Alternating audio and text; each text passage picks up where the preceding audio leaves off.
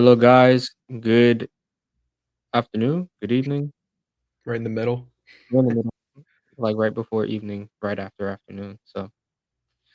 Welcome back to episode 11 of the KnightCASTle podcast. I'm your host, Demetrius Montero, with my co-host, Matthew Feldman, welcome back, guys. and we are the UCF sports writers for the UCF Roundtable, where we cover UCF basketball and UCF football. And we got some catching up to do with men's hoops.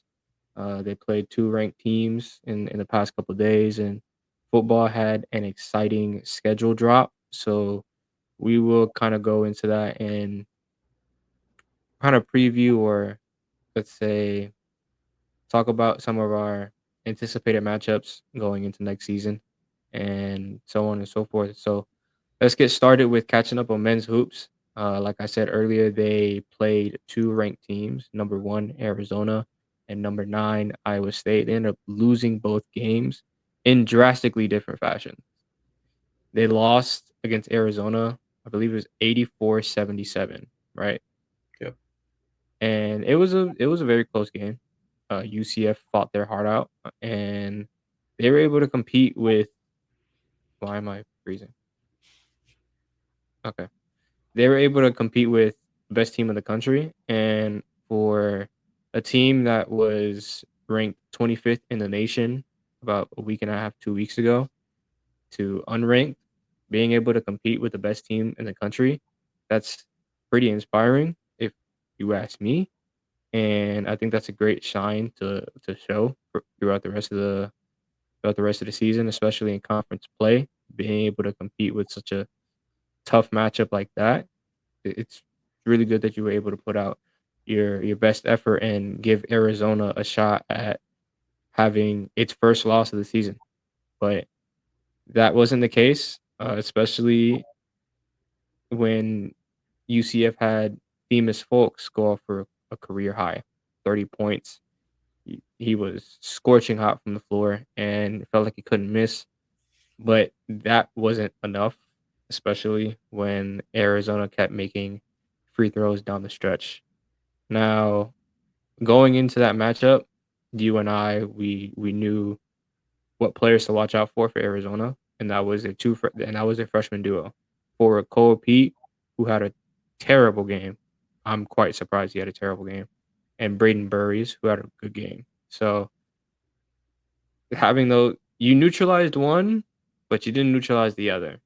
So it it didn't really pay off that well, but you you could say honestly, the fact that UCF made it a fight against Arizona, I think that had a lot of fans satisfied with the outcome. Even if you lose, you could say it's a moral victory, you know?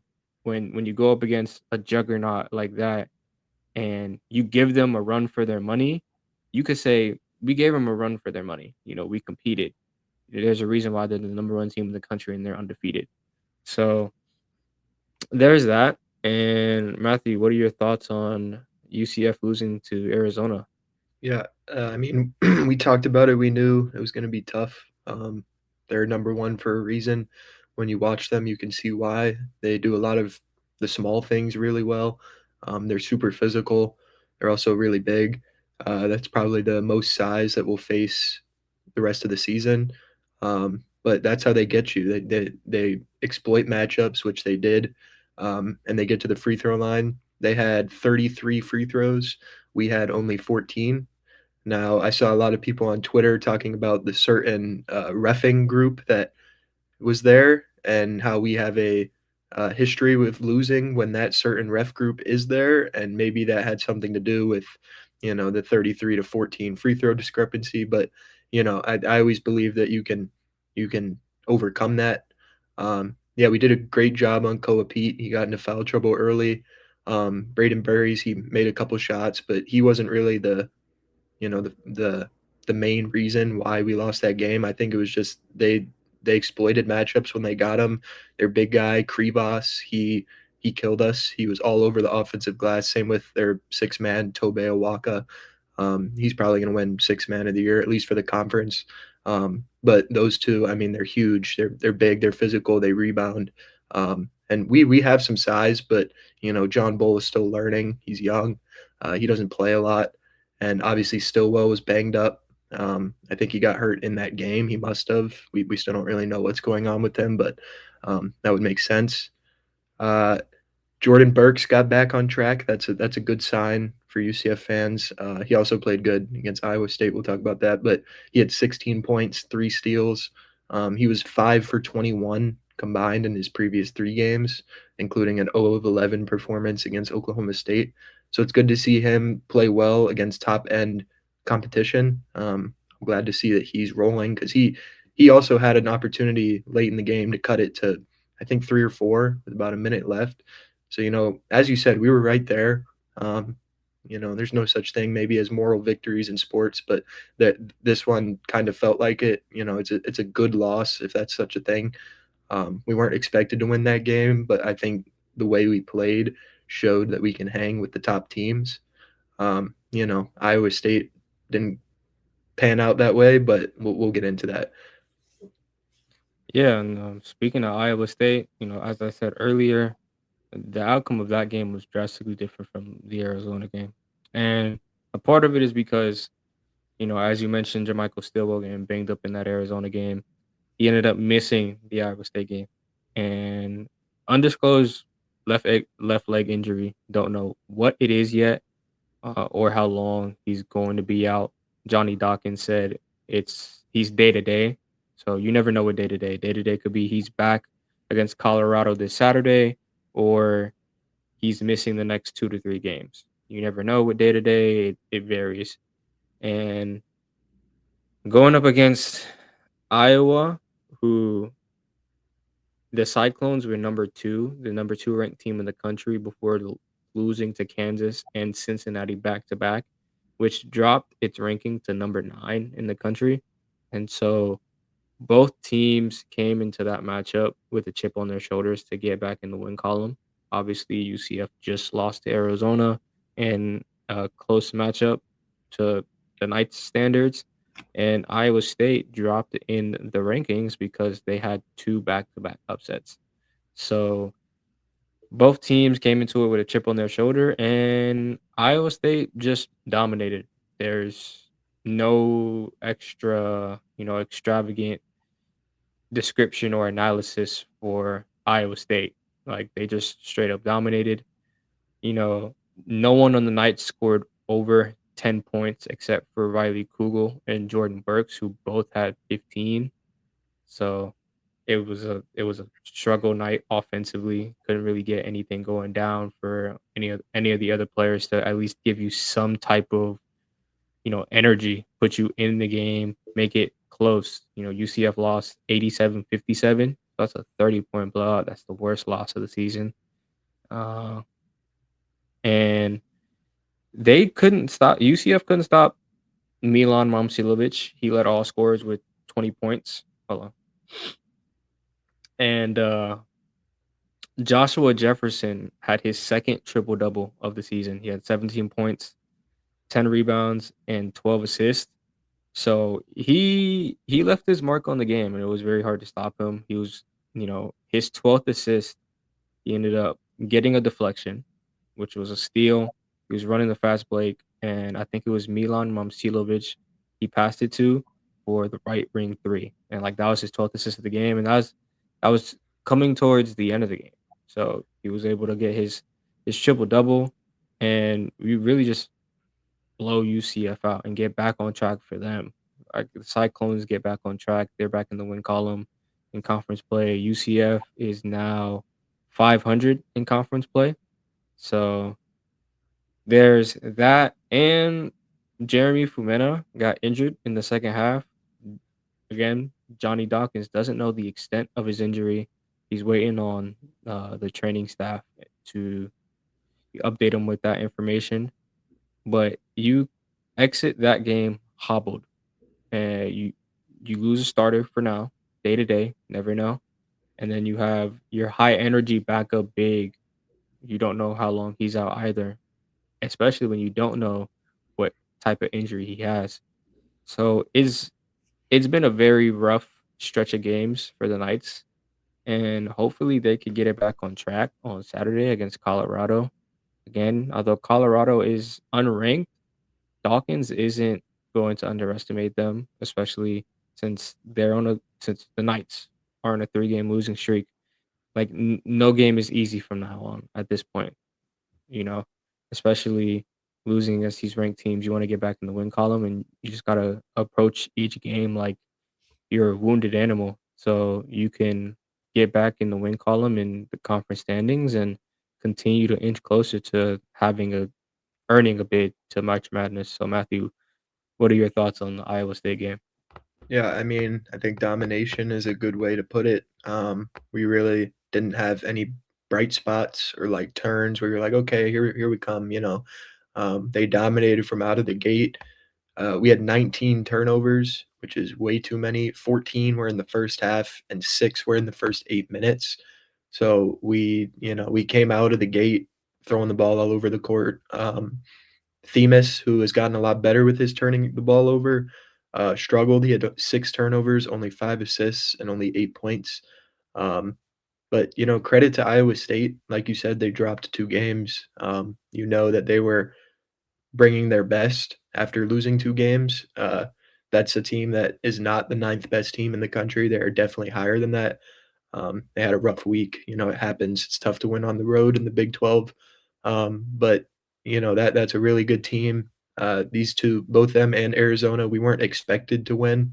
So it's kind of like you said, like moral victories. Where can we pick up, a good thing here, a good thing there? There wasn't much of that in this game. Jordan Burks played well. He was efficient. But Riley Kugel really struggled in both games. He was 11 of 33 combined in the 2 games, which 33% is not where we want to be. He actually did start off hot. He had 7 points in the first 8 minutes, but after that point, he couldn't really get good looks, and we just never really had an offensive rhythm. Joshua Jefferson, I was really impressed. You mentioned the triple double. He also had no turnovers, 12 assists, no turnovers, especially as a big man. That's tough to do. And then Momcilovic, you mentioned it. I mean, he's a sniper. He leads college basketball in 3-point percentage and 3-point makes. He has 71 threes. I think the next closest is 65, and he shoots 54% from the three, which he's going to make an NBA team very happy somewhere. That's the prototypical stretch big these days, and he can really shoot it. I mean, you can tell when you watch, he's hunting threes. Um, but yeah, these next 2 games are huge. We have Colorado and Arizona State, and then we're right back to the gauntlet with Texas Tech and Houston. Texas Tech is currently number 12, and Houston is number 6. Um, I'm going to say that we have a very slim chance of beating Houston in Houston. Texas Tech, we beat them last year on their court. This year they're coming to Addition Financial. So I think that's a great game to focus on. Well, of course, we got to focus on the first two. But I think Texas Tech is a team that we could compete with the way they're built. They kind of have a 2 or 3 player lineup that do most of everything for them.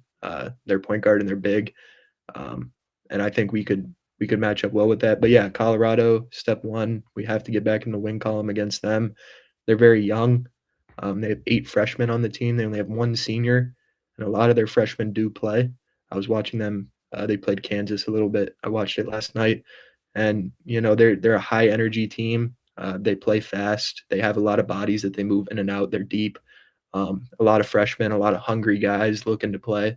A lot of international talent too. So they're an interesting team. They're good. They've had some big wins on the year, and they competed last night with a fully healthy Kansas team. So definitely nothing to push over. But if we could beat Colorado and then come back home to a struggling Arizona State team, who their coach, I actually just saw a notification about their coach that said they are desolate. So they're struggling. Those two would be huge wins to get back on the right track before obviously 2 more tough ranked opponents. Yeah, I agree. You definitely need to treat the Colorado and Arizona games as, must win games. Definitely get back in the win column.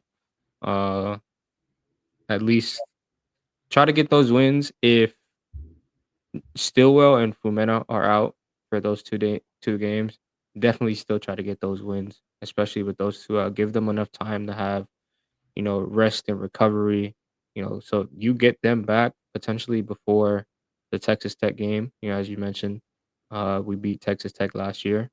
So you got to be able to get, those 2. They're not easy wins, but they're an unranked team. So the playing field is a little bit more even. You definitely want to snatch those wins before you go right back to facing 2 ranked teams. And those chances are slim. But you never know. You always want to go into those games with the momentum, at least have something working in your favor so that on the off chance you do have what I what me and my friends call when we watch the Lakers a fake game, like you need something that's out of body, out of character, that's uncharacteristic in a good way. You kind of need those kind of games from some of the guys on the team, especially against the top ranked team. So the Knights play Saturday in Colorado. It's at the CU Event Center. The game's at 3 p.m. And you guys check out the Roundtable website. I'll have the QR code posted somewhere on the video, top left, top right, who knows. And there will be a preview tomorrow before the game. Before the day before the game, so that you guys know what's going on. You guys get the vitals, what players to watch out for, and uh, some additional stats just to make sure that you're up to date on the team. But from there on, we transition from men's hoops to football. Obviously, the transfer portal closed the what was it the 16th. So there's not going to be a lot more ramblings of who's signing with the team or who's entering the transfer portal. That pretty much has grinded almost to a halt. It's going to be really, really slow if any news does come out. But what did come out recently was UCF football releasing its 2026 schedule. And we're going to talk about some of the games we are, I want to say anticipating, but more these are some of the games that we look out for that are interesting to us. And Matthew, do you want to start and say what your favorite matchups of the year are going to be for Yeah, football? sure. Um, if y'all are interested, I did a more in-depth piece on this with each matchup and kinda just a couple cool facts about the 2 teams that are playing. That's on the roundtable page, but, yeah, I'll highlight a couple. We opened at home against Bethune-Cookman.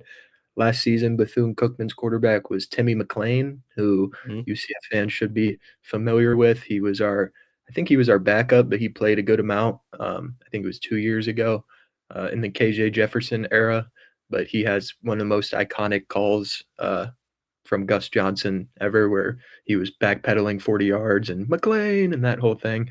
Um, Ah, yeah, I know that. yeah, yeah, so that's interesting. I don't know what his eligibility is looking like, but if he has another year and we get to play against him, that would be pretty cool for him to come back to the bounce house. Um, but then we go game 2. This is probably one of the most 50-50 games of the year that I'm looking at is Pitt. Last year we hosted AAC or ACC North Carolina. So I think this year we have to go play an ACC team at their place, which is Pitt. Last year, Pitt was 8-5. They were 6-2 in conference, which was tied. I think there was like a five-way tie, but among those were Miami, Duke. Uh, Duke had that same conference record, so they had a good year. They did it with their freshman quarterback Mason Heinschel. He threw for over 2,300 yards and 16 touchdowns. He's pretty good. I know John Gruden likes him too, which usually gives a boost in my ratings to how I look at a player. He's a pretty smart guy. Um, so that's an intriguing matchup. That'll be tough to go up there and beat them. But I don't really know what they've done in the portal this year. I like what we've done thus far, so that'll be a good one. And then as far as Big 12 play goes, I think it'll be fun to end the season on the road in Colorado. We've only played them once since joining the Big 12, and we all know how that went. Uh, I was at that game. It was highly anticipated for us, and we were actually double-digit point favorites. And then Shadur and Travis Hunter had perfect timing their way down the field, and it didn't go so well. So I'm looking forward to being able to go to Boulder. We'll be able to be there, and this is a team that is fighting for bowl contention. That could be a huge game, a win and you'd get in, kind of like we had this season with BYU. But Colorado has a lot of question marks too. I don't know who their quarterback's going to be. It might be that Julian Lewis kid. I think he redshirted, but he's young. So they could have a very explosive team. I don't really know what outside of him they have, but I think that would be a great finale, beating Coach Prime on the road. So I'm looking forward to that one. Yeah, now that I think about it, that I do agree. Colorado is an honorable mention, quick honorable mention now, because in the portal, UCF got TJ Branch, who used to go to Colorado. Previous school was in Colorado, so there's kind of a little bit of a reunion there, and I'm sure the media, when it's time to ask Scott Frost and the rest of the team about their thoughts on Colorado. I'm sure TJ Branch is going to be one of the players the media is going to interview, and they're going to ask him a lot about, Coach Prime. What was it like playing for him? What's their defensive schemes like? All of that jazz when you have a player who used to play for a team you're going against. So Colorado is now an honorable mention. I didn't have an honorable mention, but now I do. And some of the matchups I'm looking forward to are all conference play, to be honest, and they're all get back games. So first, I had Kansas because last season we lost to Kansas 27-20, and the big play that turned that game around was the fumble. Taven Jackson fumbled at the 2-yard line, and Kansas picked it up and the running back was able to run it in for 2 yards, and that was essentially kind of the game at that point. Where you go look back at how the Kansas UCF game turned out, and that's the play you'll look at and go, yeah, that's probably the reason why UCF lost, or probably the reason why Kansas won. So definitely want to see, UCF get their get back there. Another one is Houston, space game last season. That one was an absolute heartbreaker. Absolute heartbreaker. It was a turnover fest. Philip Dunham, who's now announced that he's going to the NFL draft. He had a career night, 3 interceptions. Davi Belfort, who's now transferred and gone to James Madison. He showed up in the last drive of the game, was able to extend some of UCF's plays and get into field goal range before throwing an interception in the end zone, which essentially sealed the game. And that was heartbreaking because that was the first space game loss ever for the Knights. So see if you can get your get back and, you know, kind Yeah. of avenge the fact that you lost in the space game for the first time in a for the first time ever.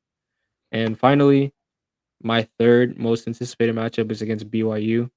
Uh, we played BYU the last game of the season and started really well. I think UCF was up 14-0 at some point. Hmm.